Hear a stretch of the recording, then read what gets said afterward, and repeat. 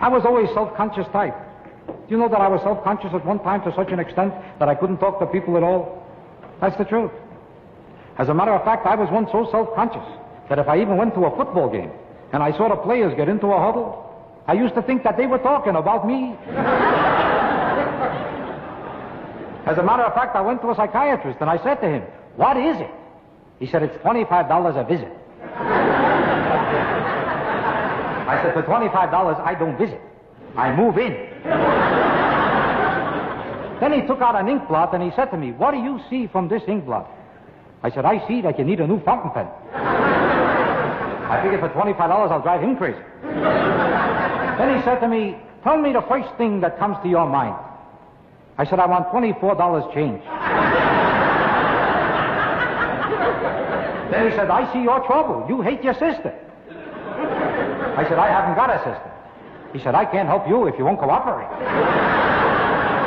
He said, "I'll ask you another question." Thanks a lot.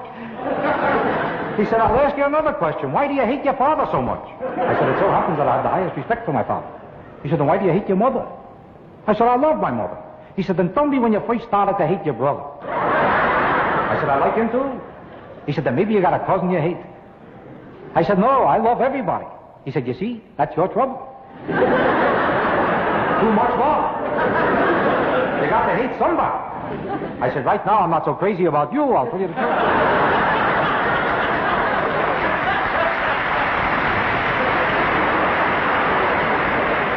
He said, "From all your cousins, you sure you haven't got one cousin that you hate?" "I'm not asking much. I'm asking one bad cousin. Is that too much to ask?" I said, "Just your luck. I got wonderful cousins. I can't help it." I said, "Maybe you got a cousin that you hate." He said, "As a matter of fact, I do."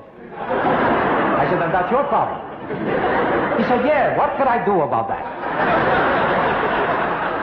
I said, "Lay down on the couch. Maybe I can help you out." He said, "What is it?" I said, "It's $25 a visit." Then he said, "I'd like to know what you dreamt about last night." I said to myself, what's his business what I dreamt last night? In my dreams, I got it very good. My troubles are when I get up. As a matter of fact, I had a dream the night before. For me to tell him that dream, he ought to pay me $25 a month. Then he said to me, "What I really want to know is how you're adjusted to the opposite sex." For instance, then he asked me a very subtle question. I shouldn't know what he's talking about. He said to me, "You like girls?" I said, "Sure." He said, "Sure. The question is why?"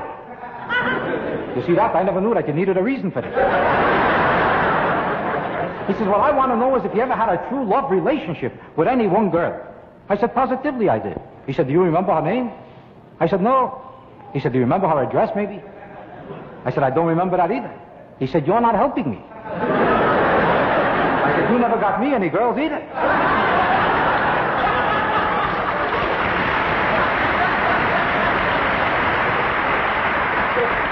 Then he said to me, "Now do you understand why you hate your father?" I said, "I told you before I have the highest respect for my father. Don't try to tell me that I hate him." He said, "Oh, that's another problem. You love to argue." I said, "I love to argue?" He said, "That's another problem. Every time I say something, you ask a question." I said, "I asked a question?" He said, "Why, you don't?" I said, "How do you like that? You got the same problem." Would you believe it if I tell you that from these preposterous sounding questions, he found out everything that disturbed me from the day I was born? For instance, he discovered that I always felt rejected as a child by my mother because I was a very ugly baby. It's hard to believe. That's the truth. That's the truth. I was. As a matter of fact, I was so ugly as a baby that my mother used to diaper my face.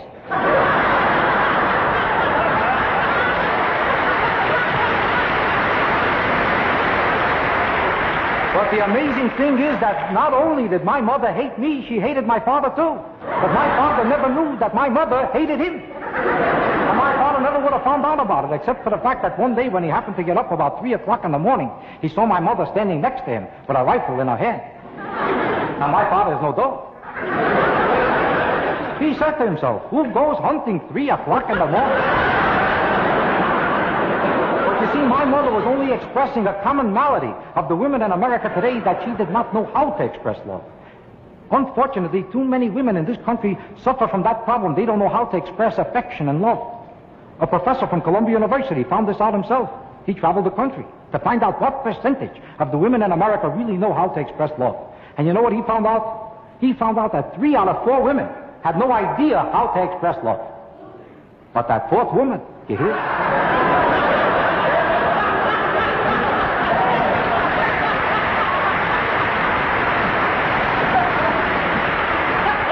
Did you know that to this day they still haven't found that professor? They're not looking for him, they're looking for that 4th woman. Now, let me explain what happened. Do you know that just because my mother hated me, I was very lucky because, on the other hand, my father hated me too.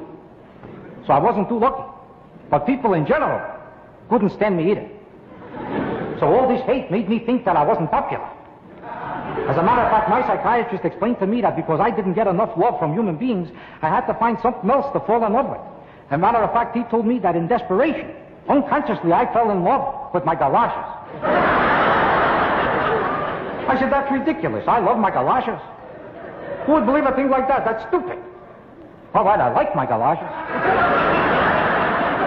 I got beautiful galoshes, I'll tell you the truth. Still, I don't love them. I'll admit I hug them once in a while. But I wouldn't kiss them. Because that's not normal. How can I love my galoshes? It's impossible. I love my umbrella.